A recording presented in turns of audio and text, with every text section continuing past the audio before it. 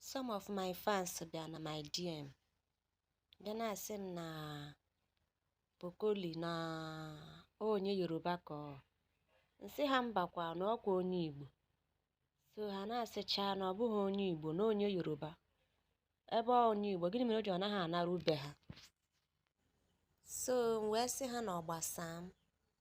Na ọ gbasaa m na mkpebi ya na family ya na ọ gbasaa m. Biko no, Poco bụ onye Igbo. Poco abụrụ onye Yoruba. My fans, Poco bụ onye Igbo. Ha wee jụọ m sị m kee part of Igbo steeti, Igboland o si. M wee sị ha na ọ onye Imo steeti. Poco bụ Imo steeti ka o si. Poco abụrụ onye Yoruba.